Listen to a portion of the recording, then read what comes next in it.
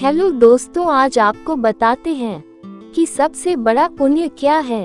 एक राजा बहुत बड़ा प्रजापालक था, हमेशा प्रजा के हित में प्रयत्नशील रहता था। वह इतना कर्मठ था कि अपना सुख, ऐशो आराम सब छोड़कर सारा समय जन कल्याण में ही लगा देता था। यहाँ तक कि जो मोक्ष का साधन है अर्थात भगवत भजन, उसके लिए भी वह समय नहीं निकाल पाता था। एक सुबह राजा वन की तरफ भ्रमण करने के लिए जा रहा था कि उसे एक देव के दर्शन हुए। राजा ने देव को प्रणाम करते हुए उनका अभिनंदन किया और देव के हाथों में एक लंबी चौड़ी पुस्तक देखकर उनसे पूछा, महाराज आपके हाथ में यह क्या है? देव बोले, राजन ये हमारा बही खाता है जिसमें सभी भजन करने वालों के नाम हैं। राजा ने निराशायुक्त भाव से कहा, कृपया देखिए तो इस किताब में कहीं मेरा नाम भी है या नहीं। देव महाराज किताब का एक एक पृष्ठ उलटने लगे, परंतु राजा का नाम कहीं भी नजर नहीं आया। राजा ने देव को चिंतित देखकर कहा, महाराज आप चिंतित ना हो, आपके ढूंढने में कोई भी कमी नहीं है। वास्तव में ये मेरा दुर्भाग्य है कि मैं भजन कीर्तन के लिए समय नहीं निकाल पाता और इसीलिए मेरा नाम यहाँ नहीं है। उस दिन राजा के मन में आत्मग्लानि सी उत्पन्न हुई, लेकिन इसके बावजूद उन्होंने इसे नजरअंदाज कर दिया और पुनः परोपकार की भावना लिए दूसरों की सेवा करने में लग गए। कुछ दिन बाद राजा फिर सुबह वन की तरफ टहलने के लिए निकले तो उन्हें वही देव महाराज के दर्शन हुए। इस बार भी उनके हाथ में एक पुस्तक थी।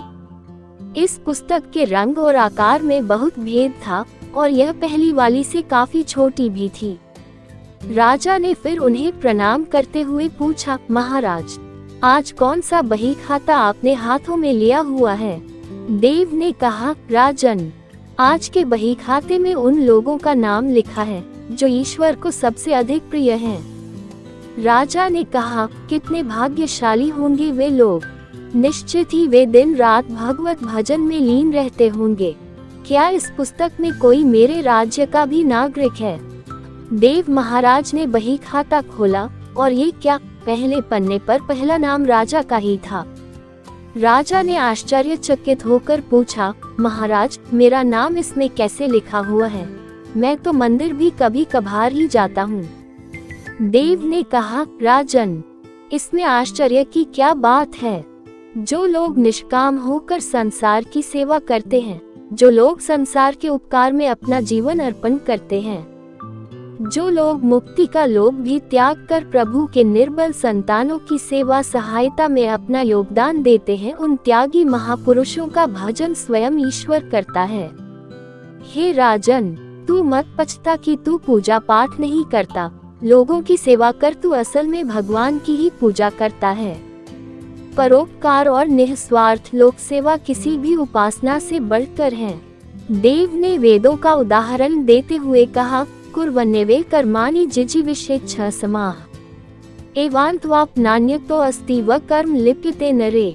अर्थात कर्म करते हुए 100 वर्ष जीने की इच्छा करो तो कर्म बंधन में लिप्त हो जाओगे।